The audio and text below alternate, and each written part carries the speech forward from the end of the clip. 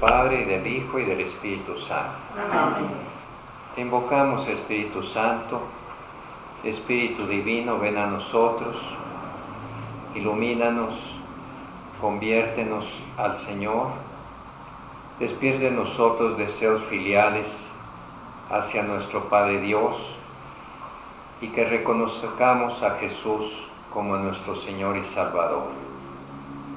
Ayúdanos a comprender su palabra y hacerla vida, de manera que caminemos siempre por sus caminos.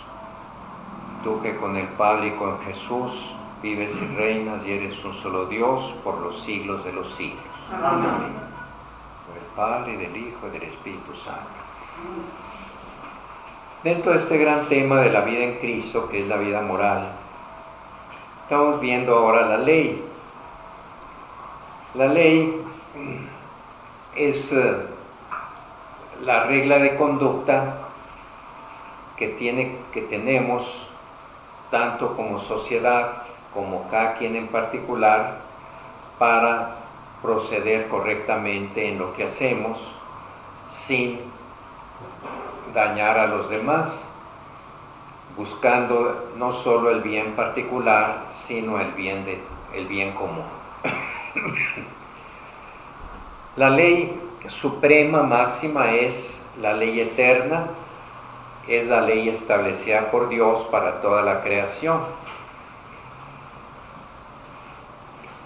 Dios puso una forma de proceder no solo al ser humano, sino también a los astros, de manera que giran y se desarrollan en su órbita de acuerdo con ese curso que Dios les ha puesto desde el origen de la creación. Pero aquí hablamos más bien del hombre, ser inteligente, persona humana, hecha a imagen y semejanza de Dios. Y en ese sentido, la ley eterna es la ley que Dios puso en el corazón de los hombres cuando nos creó. Esa ley eterna, ¿cómo la conocemos? La conocemos de dos maneras, en forma de ley natural y de ley revelada. La ley natural es la que está establecida en la naturaleza humana. No es otra cosa que la luz de la inteligencia puesta en nosotros por Dios. Por medio de la inteligencia nosotros descubrimos lo que hay que hacer y lo que hay que evitar, lo que es bueno y lo que es malo. Por ejemplo, la ley natural, que es un reflejo de la ley divina, impreso en nuestra naturaleza, nos dice que matar a un semejante es malo, que robarlo es malo, ¿verdad? Entonces, si alguien lo hace, pues lo hace en contra de su conciencia, que es la voz de Dios que le está diciendo que aquello no está bien. La ley natural, decíamos, aunque esté impresa en la conciencia del hombre y se puede descubrir con la razón humana, con la inteligencia, sin embargo, al estar la inteligencia humana muy afectada, muy dañada por el pecado, el hombre muchas veces no percibe con claridad lo que la ley natural ordena, y así vemos cómo se defienden muchas cosas que están mal. Y no porque todo lo que haga el hombre de malo lo defienda, a veces sabe que está mal y ni modo, sabe que así lo quiere, pero el verdadero mal está en que hace cosas malas justificándose, diciendo que son buenas, ¿verdad? Y esa ley eterna pues se expresa o se manifiesta a través de la ley natural establecida en la conciencia y en la razón humana. La otra forma en que se manifiesta la ley eterna es a través de la revelación divina, o sea, la ley revelada. Y la ley revelada es la que Dios manifestó o reveló a los hombres a través de intermediarios como son los profetas, los patriarcas, finalmente a través de Jesucristo, su Hijo, y los apóstoles. Esa es la ley revelada. La ley revelada, y aquí comenzamos con nuestro tema de hoy, se divide en la ley antigua y la ley nueva. La ley antigua, que es el Antiguo Testamento, y la ley nueva, que es el Nuevo Testamento. Vamos después a ver eso, pero por lo pronto vamos a ver la ley antigua. Pues les decía, la ley antigua está en el Antiguo Testamento, en los libros de la Biblia antes de Jesús.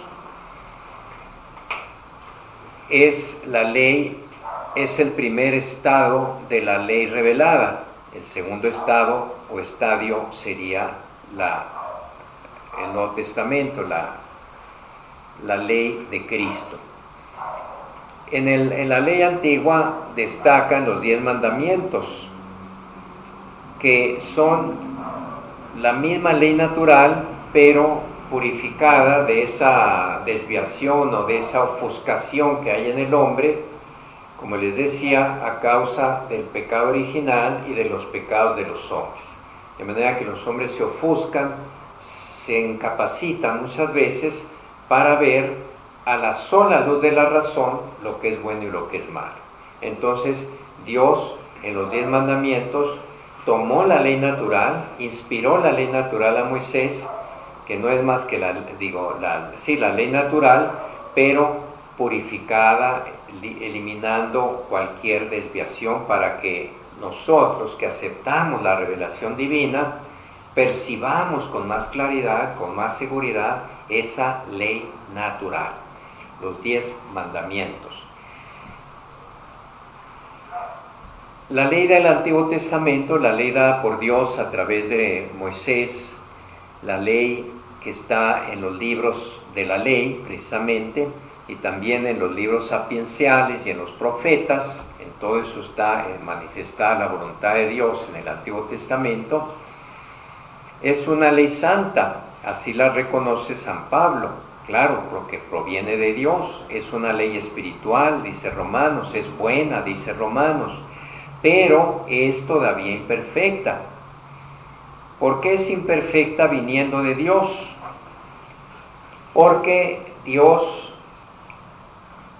toma en consideración el estado imperfecto en que estaban los hombres, que no podían recibir de un golpe, de una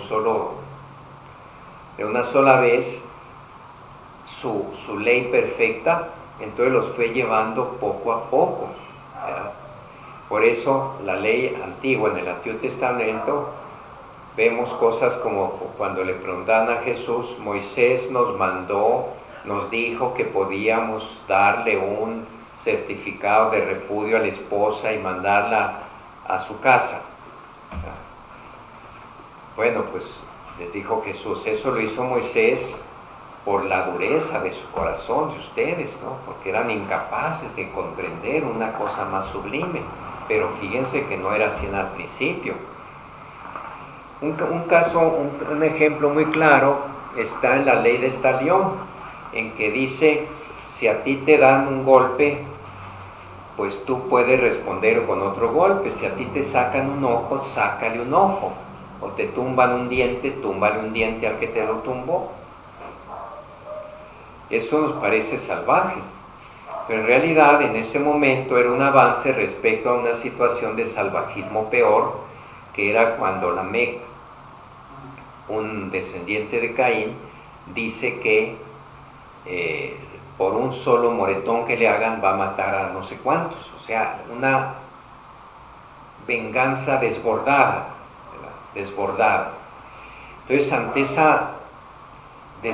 ese deseo de venganza fuera de todo límite, Moisés les dice, cálmese.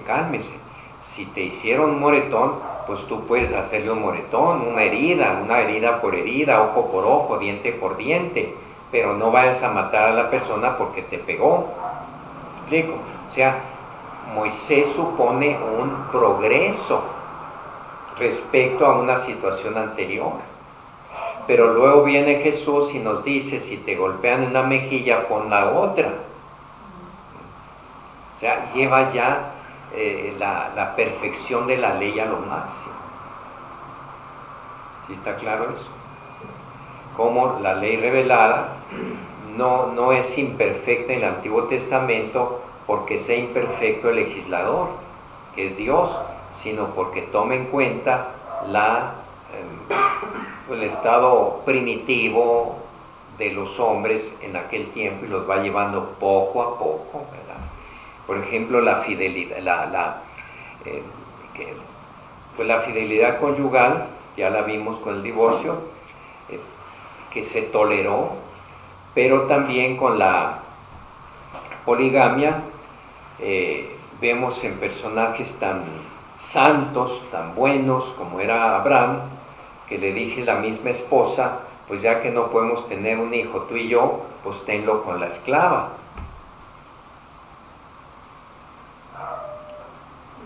Esa medida de Sara ya en el Nuevo Testamento sería absurda, ¿verdad? Sería fuera de todo lógica. Y dentro de nuestra situación actual, que nos basamos en la ley de Cristo, pues claro que no vamos a decir eso, ni la poligamia, ni nada de esas cosas, que se toleraban en el Antiguo Testamento.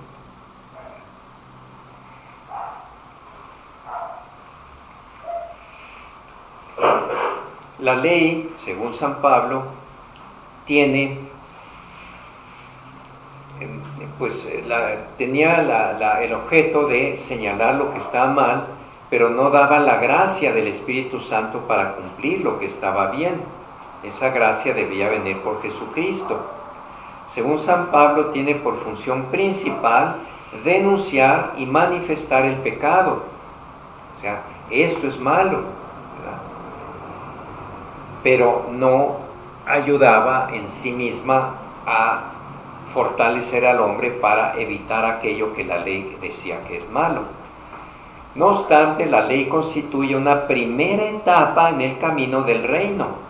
Prepara y dispone al pueblo elegido y a cada cristiano a la conversión y a la fe en Dios Salvador, y proporciona una enseñanza que subsiste para siempre como palabra de Dios. De manera que al venir Cristo habría que ver qué cosas ya se han superado y qué cosas siguen vigentes. Él mismo dijo, no vine a abolir la ley y los profetas, vine a llevarlas a su perfección, a su plenitud. Por ejemplo, los 10 mandamientos, obviamente Jesús no los suprimió, no los abolió, pero sí manifestaciones de la ley como son estas que hemos dicho, sí. Plano dijo, ustedes han oído que se dijo, bueno, pues yo les digo, y llevó eso a mayor perfección. Como quiera que sea, la ley antigua es una preparación para el Evangelio. Ese pueblo pequeño que era Israel, a pesar de que tenía todavía estas sombras, comparado con los grandes pueblos de la antigüedad y con los más chicos con más razón, pero me refiero a los grandes imperios como Babilonia, Asiria, Egipto, Grecia, Roma, la moralidad de Israel era inmensamente superior, inmensamente superior. Claro que esos pueblos tienen sus libros de sabiduría y hay elementos en los libros de la sabiduría china, de la sabiduría egipcia, que asombran, ¿no? Y mucha gente los lee con gusto, pero no tienen ni de lejos la misma garantía y seguridad que tienen los libros sapienciales del Antiguo Testamento, ¿verdad? O sea, ese pueblito tan pobre, humillado muchas veces y conquistado por los grandes imperios, tenía una moralidad superior a la de ellos. No una moralidad práctica, también habría que reconocer que la tenía, pero me refiero más bien a sus leyes, a lo que estaba establecido, porque una cosa es lo que la ley nos manda y otra que la obedezca o no, es decir, otra cosa, ¿no? También los cristianos tenemos la ley más perfecta y pues cada cristianito que hay. Entonces, pueblo de Israel superaba en santidad, en orden, en armonía a los pueblos antiguos, incluso los más grandes, porque tenía la ley de Dios, aunque era una ley todavía imperfecta, porque como un gran pedagogo dice aquí, o sea, un buen maestro, va enseñando Dios poco a poco al pueblo de Israel hasta que llega Jesús y de una vez nos dice lo que es perfecto. La ley pues antigua profetiza y presagia la obra de liberación del pecado que se realizará en Cristo.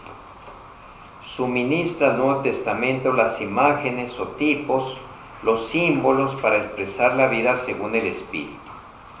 La ley de Moisés, que está en el Pentateuco, en los primeros 5 libros de la Biblia, se completa mediante la enseñanza de los libros sapienciales y de los profetas, que ya son más perfectos y van haciendo avanzar hacia la nueva alianza de Jesús.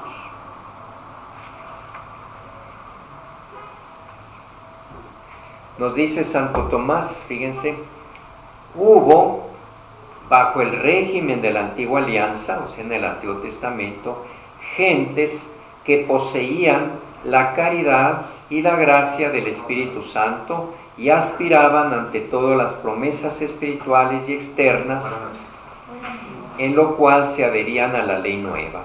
O sea, ya hubo en el Antiguo Testamento en Israel gente que se santificó gracias a esa orientación de Dios.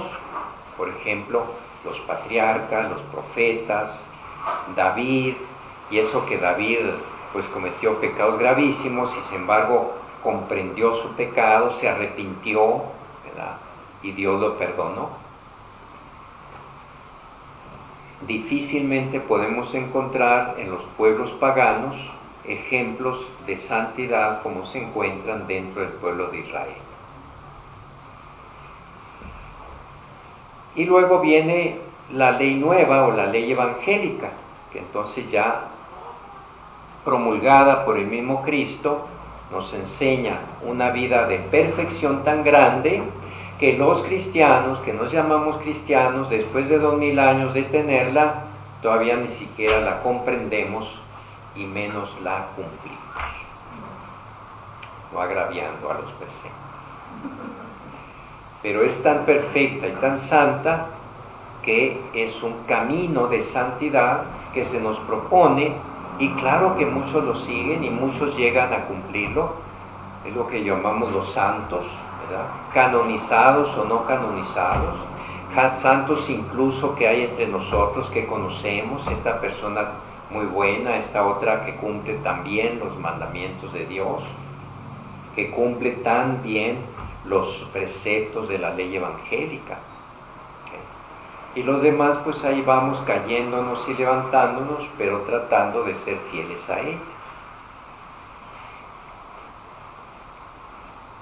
Entonces la ley nueva o ley evangélica es la perfección de la ley divina, natural y revelada. O sea, de la ley, es la perfección de la ley natural, que les decía que es una de las formas como se expresa la ley eterna, la ley divina, y de la ley revelada del Antiguo Testamento. Es obra de Cristo y se expresa particularmente en el Sermón de la Montaña. En el Sermón de la Montaña. Es también obra del Espíritu Santo y por él viene a ser la ley interior de la caridad. O sea, no solo nos la proclama externamente, sino que nos la infunde internamente. Ahí está la gracia del Espíritu Santo. ¿Cuál es el Sermón de la Montaña? Pues ese está en los capítulos 5, 6 y 7 de San Mateo, que comienzan con el sermón, con las bienaventuranzas. Dice, al ver la multitud, Jesús subió al monte por eso se llama el Sermón del Monte o de la montaña. Y se sentó. Sus discípulos se le acercaron y él tomó la palabra y comenzó a enseñarles. Y luego su enseñanza viene desarrollada en esos 3 capítulos, el 5, el 6 y el 7. Cuando les dice quiénes son los bienaventurados o quiénes van a ser felices para siempre, más allá de la muerte incluso, y aún en este mundo.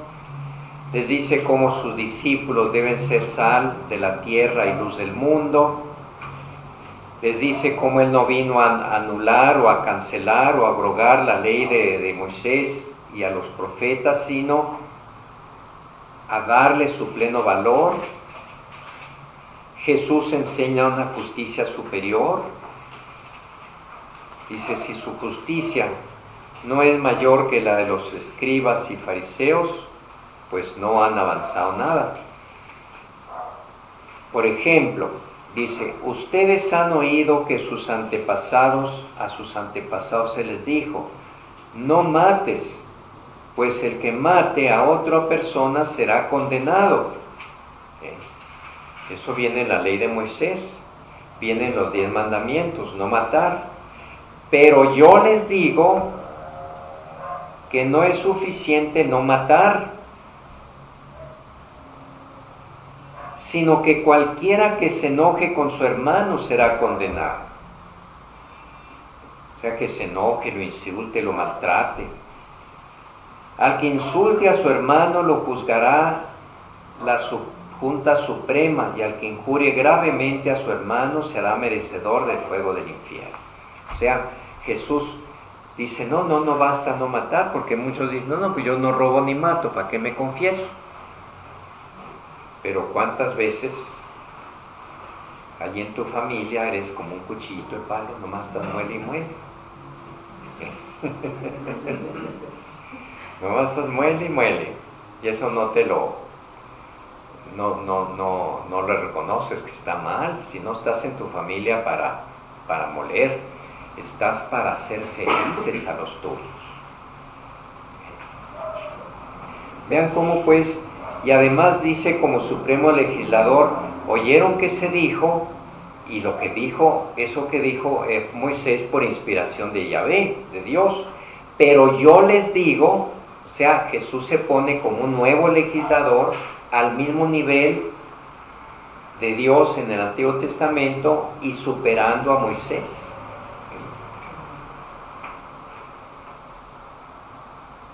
Dice, también se dijo, cualquiera que se divorcie a su esposa, que le dé un certificado de divorcio y que la mande a volar.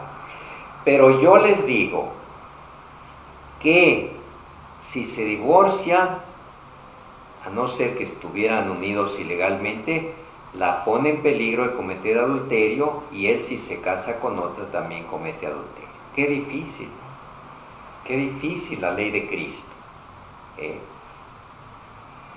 Y no le anda con rodeos, y la iglesia no debe andar con rodeos tampoco. Sobre el juramento, sobre la venganza, aquí está. Ustedes oyeron que se dijo ojo por ojo y diente por diente, pero yo les digo, no resistas al que te haga un mal, al contrario, si alguno te pega en la mejilla derecha, ofrécele también la otra. También han oído que se dijo, ama a tu prójimo y odia a tu enemigo. No dice exactamente eso la ley de Moisés, odia a tu enemigo, pero sí al decir ama a tus parientes, a tus compatriotas, quiere decir que a los demás no los va a amar, y si no los ama, pues los va a odiar. En esto llega la ley de Cristo a la máxima altura que puede llegar. De hecho, como dice este autor, Víctor Messori, en su libro hermosísimo, Hipótesis de Jesús, o Hipótesis sobre Jesús, dice, objetivamente no es posible subestimar el valor de novedad y la profundidad psicológica del núcleo de la doctrina evangélica, afirmando que el mandamiento del amor también es propio de otros sistemas religiosos, porque sí, efectivamente se dice principios como ese de no hagas a los demás lo que no quieras que te hagan a ti, pues sí, estaba ya en el Antiguo Testamento, ¿no? Y está en la sabiduría china y en la sabiduría india y todo lo que pero dice, no hay que poner la ley evangélica al nivel de esas otras religiones.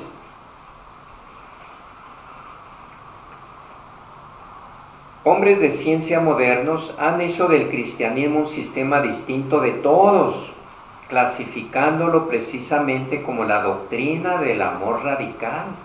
O sea, ninguna religión más que la de Cristo enseña un amor radical. Por ejemplo, así lo hacen las dos clasificaciones modernas más prestigiosas de historiadores de las religiones en general, los que estudian todas las religiones y las comparan, la historia comparada de las religiones. Por ejemplo, Van der Leeuw y la de Saunders. Este último llega a su conclusión sistematizando, clasificando las religiones según la propuesta que dan a la siguiente pregunta: ¿cuál es el hombre ideal que proponen las religiones como digno de imitación?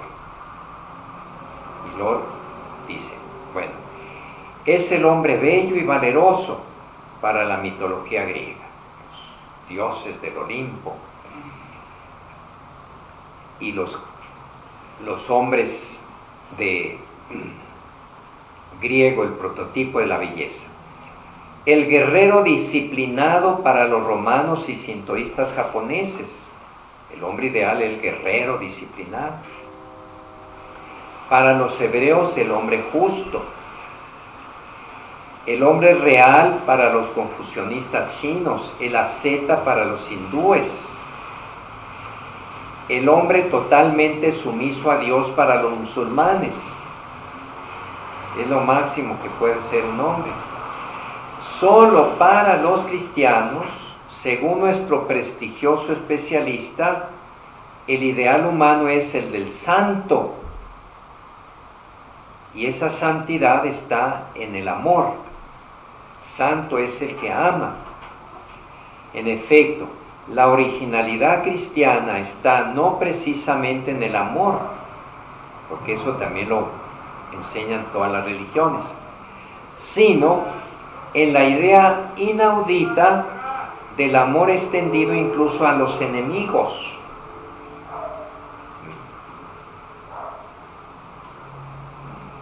Idea a la que ni siquiera el judaísmo, y eso que era la religión revelada del mismo Dios nuestro, llegó nunca. Y mucho menos para el otro gran monoteísmo que es el Islam. El amor a los enemigos es una idea totalmente desconocida. En el Antiguo Testamento frecuentemente son excluidos del amor del hombre virtuoso no solo los enemigos, sino incluso los extranjeros. El concepto de prójimo entre los hebreos no se extendía más allá de los propios compatriotas. Por eso, cuando Jesús le pregunta a uno cuál es el mandamiento principal de la ley, le dice: ama a tu prójimo como a ti mismo. Como estaba imbuido en esta doctrina de que el prójimo es el paisano, y le dice: ¿quién es mi prójimo? Y entonces Jesús le dice: tu prójimo es todo aquel que te necesite. Fíjate, como un samaritano, que para nosotros es un hereje, sin embargo fue el que auxilió a aquel herido que estaba en el camino, que ni siquiera el sacerdote y el levita quisieron auxiliar. Ya no preguntes quién es mi prójimo, pregúntate a quién debes tú aproximarte o aproximarte, porque eso es prójimo. De ahí el tono de radical novedad de las palabras de Jesús según San Mateo en el Sermón del Monte. Habéis oído que se os ha dicho: amarás a tu prójimo y odiarás a tu enemigo. Pero yo os digo: amad a vuestros enemigos, orad por los que os persiguen, para que lleguéis a ser hijos de vuestro Padre que está en los cielos. porque Él hace que salga el sol sobre buenos y malos y hace que caiga la lluvia sobre justos e injustos. Dice, por ejemplo, aquí un famoso judío inglés, Montefiore, uno de los mejores especialistas israelitas sobre el cristianismo, reconoce que en el Antiguo Testamento es desconocido el mandato de amar a los propios enemigos y que ese mandato es exclusivo de Jesús. Más aún, él defiende al judaísmo contra la doctrina de Jesús porque dice que el judaísmo tiene razón al no imponer ese mandamiento de amar a los enemigos, porque por más hermoso que parezca, es imposible amar a los enemigos, por lo que el precepto de Jesús es inoportuno y hasta nocivo. Nocivo porque pues, nos hace sentirnos mal, porque nos manda algo que no podemos hacer, pero realmente no lo podemos hacer, sin embargo sí lo podemos hacer. Es decir, por nosotros mismos no lo podemos hacer, pero con la gracia de Dios sí lo podemos hacer. Y tantas veces, el cristiano dice, yo no sería capaz de hacer eso. Y en un momento dado que se le presenta la ocasión, es capaz. ¿Por qué? Porque Dios le da la gracia. Por ejemplo, de perdonar una ofensa grave. ¿Dónde leí hace poco que una señora le mataron un hijo? Un asesino le mató, otro muchacho le mató a su hijo. Y ella fue a la cárcel, perdonó al asesino y cuando salió de la cárcel lo adoptó como hijo.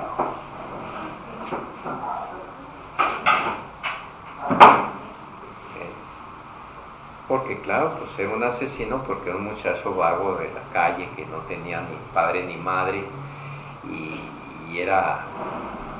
se había criado así en el vacío, sin amor. Ya dijo, este muchacho yo lo voy a proteger, al que mató a su propio hijo. ¿Quién es capaz de eso? El único capaz de eso, aquel que en la cruz, cuando está crucificado, dijo, Padre, perdónalos a estos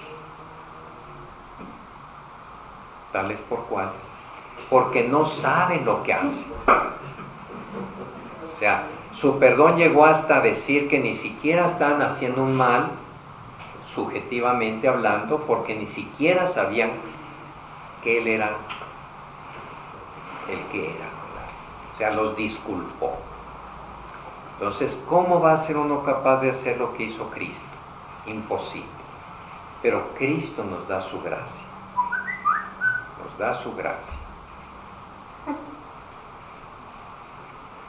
Entonces, como ven, un judío dice, no, eso en el judaísmo no existe.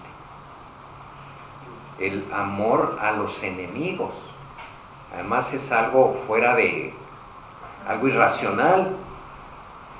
Y los musulmanes, por ejemplo, da el testimonio de un teólogo de Irán, Sayed Hossein Nasr, que dice, defiende al islamismo de la acusación de no invitar a amar a los enemigos en nombre de ese mismo realismo. O sea, lo que hacen los cristianos. Él se defiende diciendo que no, que los cristianos están mal, que Cristo está mal a mandar a amar a los enemigos. Dice el Corán, por el contrario, dice, establece justamente una legislación de guerra, incluso hasta el exterminio de los enemigos, porque la guerra es parte de la historia de los hombres. Por eso el musulmán se maravilla y a veces se burla del precepto evangélico de poner la otra mejilla. Nosotros no nos burlamos, no lo haremos, pero no nos burlamos.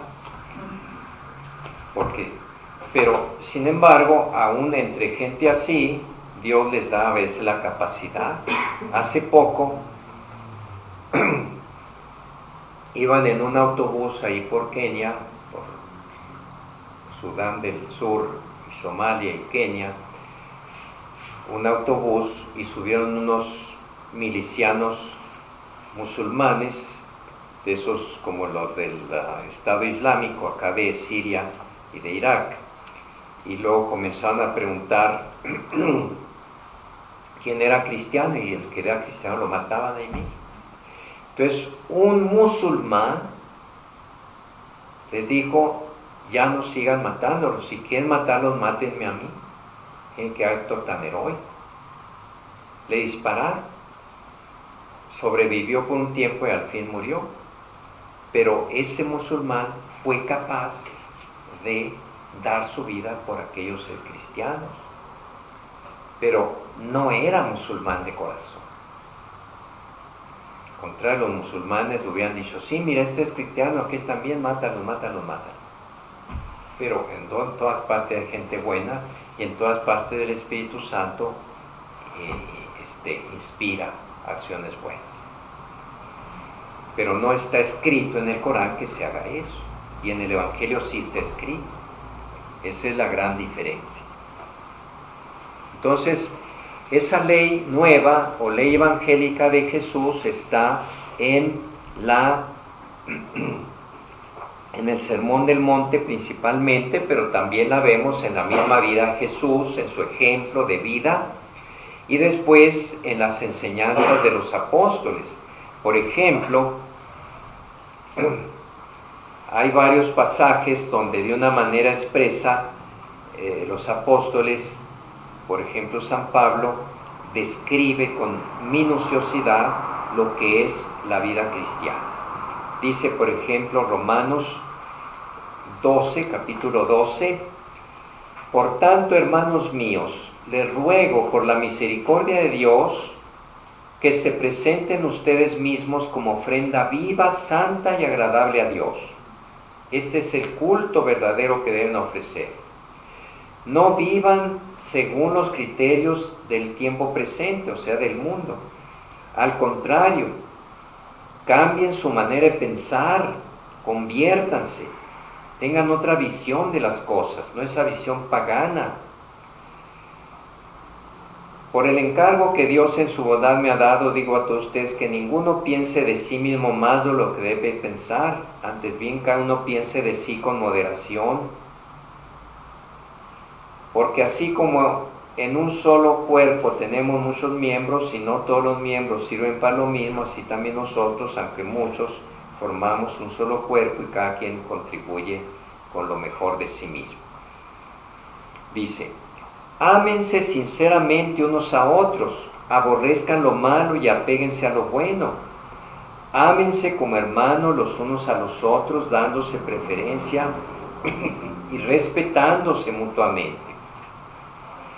Esfuércense, no sean perezosos, sirvan al Señor con corazón ferviente. Vivan alegres por la esperanza, soporten con valor los sufrimientos, bendigan a quienes los persiguen, fíjense, bendigan a quienes los persiguen. Aquí está el eco de la enseñanza de Jesús: bendigan, no maldigan, no los maldigan. Vivan en armonía unos con otros, no sean orgullosos, no presuman, no le paguen a nadie mal por mal. ¿Ustedes creen que el ISIS, estos yihadistas islámicos, se basan en el Evangelio? Pues claro que no, en San Pablo, claro que no. Para ellos es la guerra, exterminar al otro. Claro que los cristianos hemos hecho muchas veces eso que hacen los musulmanes, pero la diferencia está en una cosa. Si el musulmán, para rehacerse en sus convicciones más profundas, vuelve a sus orígenes, ¿qué encuentra? Encuentra a Mahoma, que hacía eso que ellos están haciendo, la guerra, matanzas, violaciones, etc. Pero si un cristiano que es guerrero, homicida, violador, lo que ustedes quieran, vuelve a sus orígenes. ¿Y a quién encuentra? A Jesús. Y entonces, si es sincero, se convierte, se recupera como cristiano. Esa es la gran diferencia. Si lee el Evangelio, como lo hacen muchos, no crean que es algo rarísimo, hay muchos casos de gente muy malvada, criminales que han estado en la cárcel y que leen el Evangelio, les da Dios la gracia y se convierten, vuelven a un origen puro, santo, y se adaptan a él.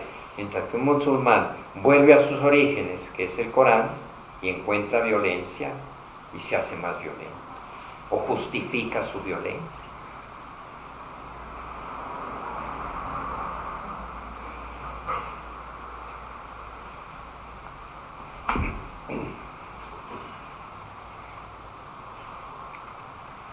Entonces, la ley nueva es la gracia del Espíritu Santo dado a los fieles mediante la fe en Cristo. Es una ley impresa en nuestros corazones para que la comprendamos y la aceptemos. Dios nos da su gracia para cumplirla.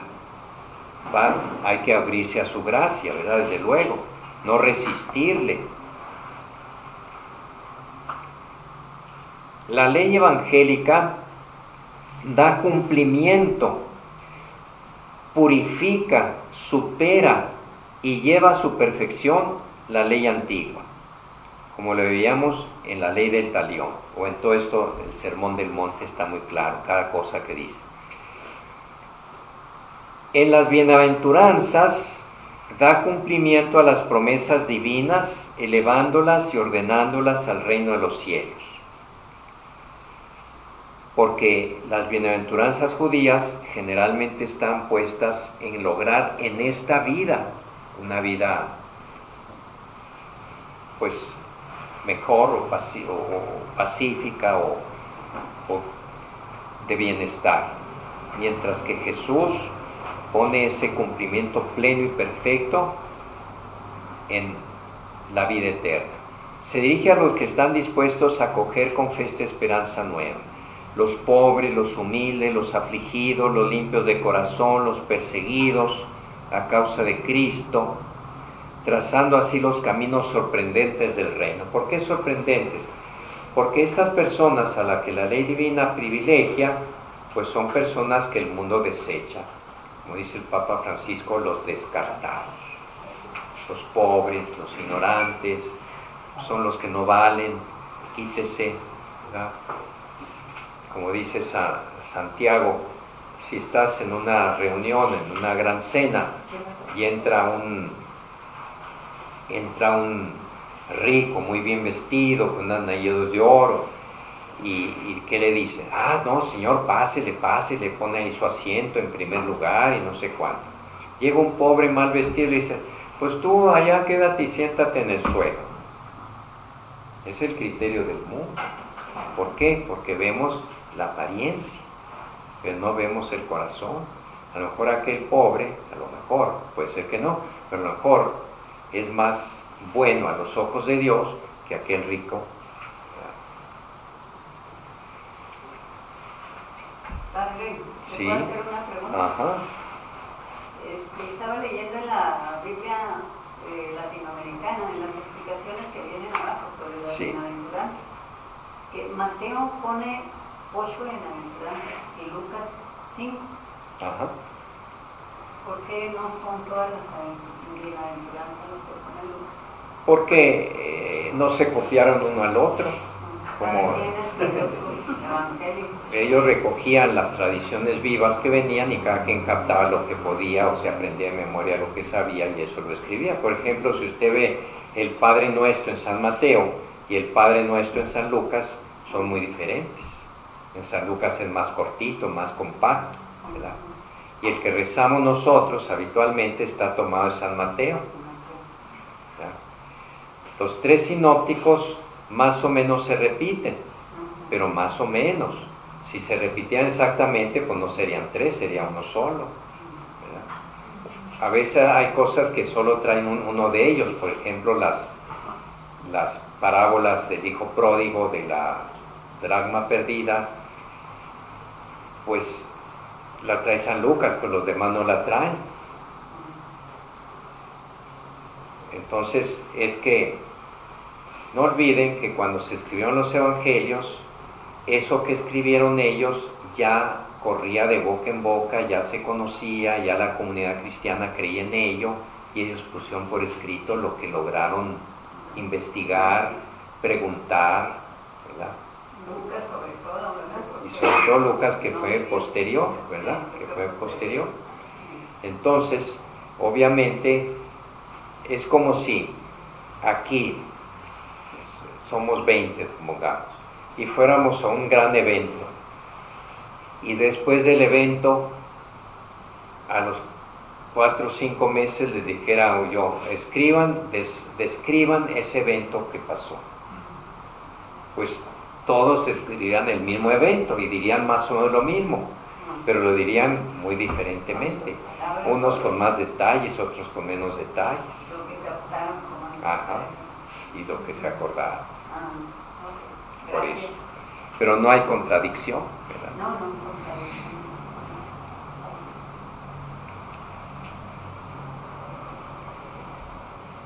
La ley evangélica entraña la elección decisiva entre los dos caminos. Este es un concepto muy bonito y muy interesante. Los dos caminos. Dios, al ponernos en el mundo, como le dijo a los israelitas, mira, te pongo frente a dos caminos. Aquí llega un lugar donde se bifurca el camino y este camino lleva a la vida, a la salvación. Es el camino de mis mandamientos.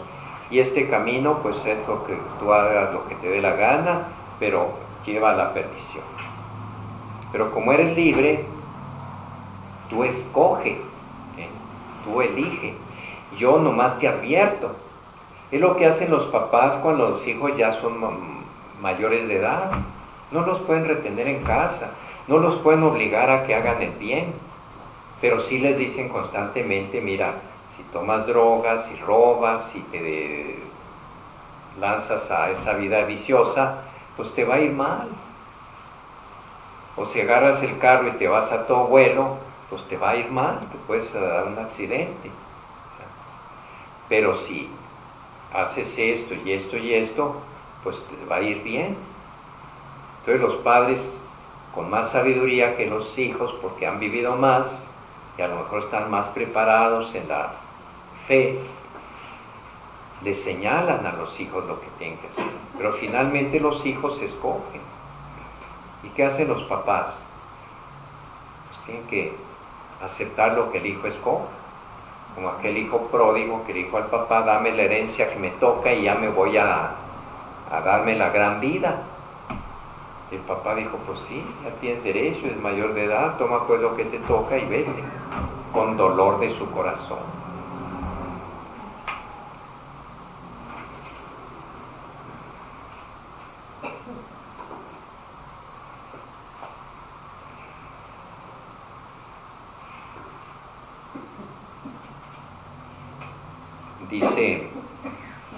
Dice el Deuteronomio: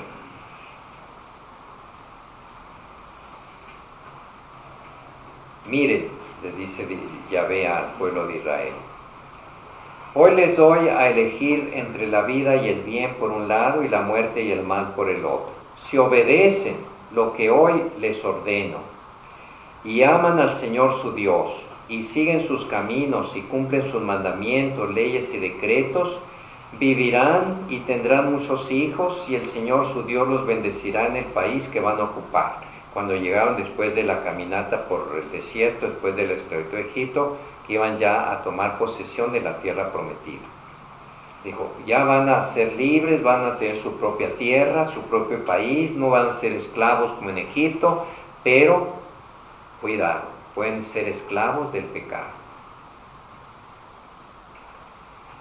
Dice, si cumplen los mandamientos que yo los doy, el Señor su Dios los bendecirá en el país que van a ocupar. Pero, si no hacen caso de todo esto, sino que se dejan arrastrar por otros dioses para rendirles culto y arrodillarse ante ellos, a practicar las abominaciones que hay entre los pueblos paganos,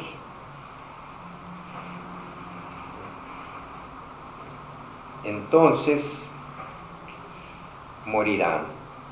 Les advierto que morirán sin falta y que no estarán mucho tiempo en el país que van a conquistar después de haber cruzado el Jordán. Y de hecho, pasado el tiempo, los judíos se extraviaron practicando las malas costumbres de los paganos, adorando a los ídolos, se debilitaron, vinieron otros pueblos más poderosos, los esclavizaron y se los llevaron de esclavos al destierro. Y Dios les había advertido, ¿verdad? Su fin acabará mal.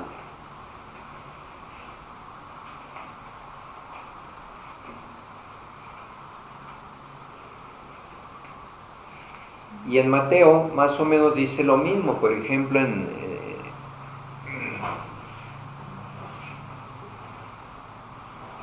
Mateo 7,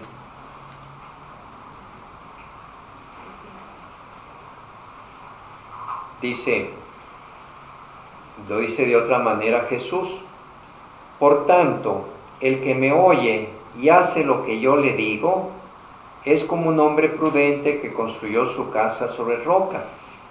Vino la lluvia, crecieron los ríos, soplaron los vientos contra aquella casa, pero no se cayó porque tenía su base sobre la roca.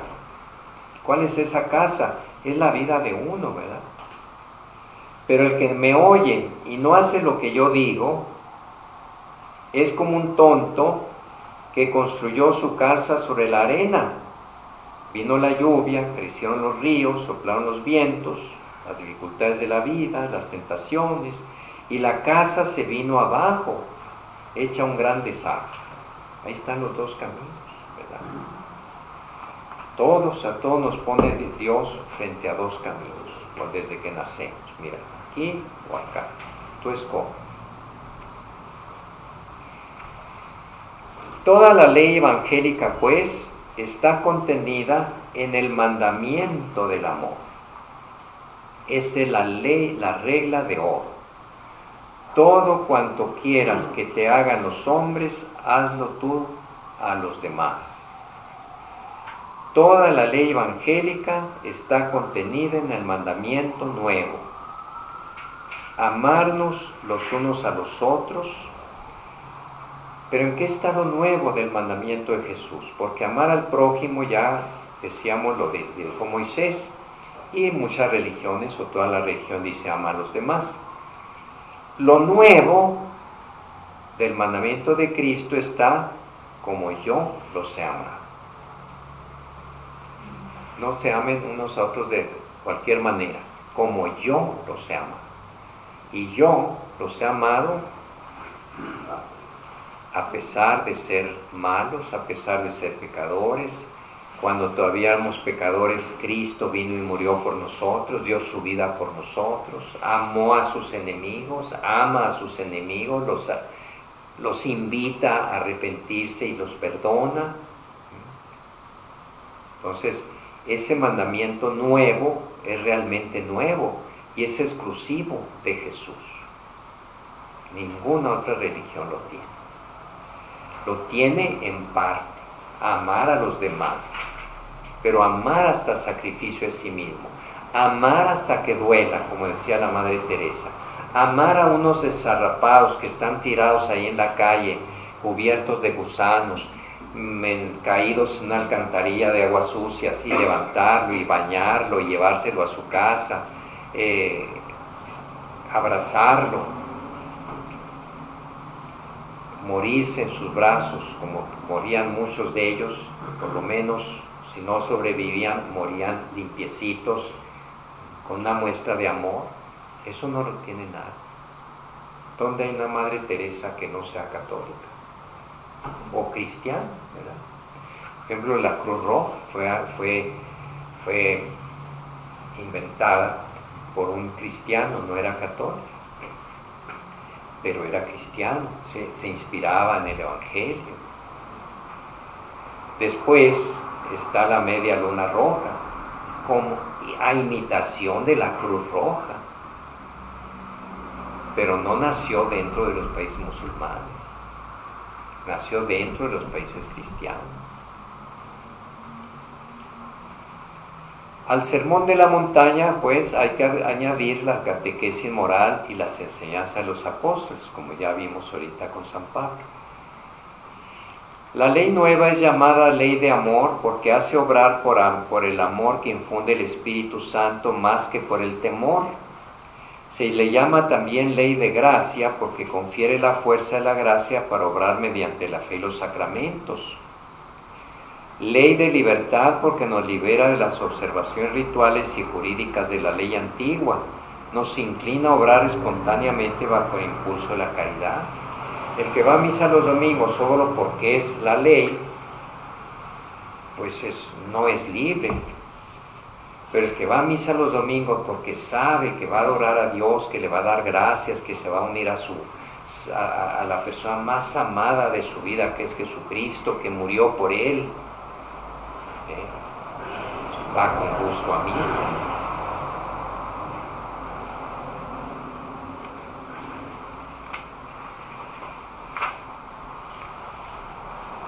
Luego, más allá de la ley, de los preceptos, de lo que manda para todos, están los consejos evangélicos. Los preceptos o las ordenanzas están destinados a apartar lo que es incompatible con la caridad. Eso hay que obedecerlos todos debemos obedecer los mandatos evangélicos. Pero los consejos llevan esa caridad a un desarrollo al que no todos están llamados. Los consejos evangélicos manifiestan la plenitud viva de una caridad que nunca se sacia. Por ejemplo, a todos nos obliga el no ser egoístas, el no ser ambiciosos, codiciosos, no poner nuestra esperanza en la búsqueda de dinero, en los bienes materiales. Todo el mundo debe estar ahí. Pero a algunos les dice el Señor: a ti te invito a que dejes, a que vendas todo lo que tienes y me sigas en la pobreza, en la obediencia y en la castidad. Son los 3 consejos más famosos que pronuncian los religiosos. Y son renuncias a algo bueno, porque tener posesiones es algo bueno, a no ser que esa posesión de bienes se desboque y se haga malo por medio de la codicia.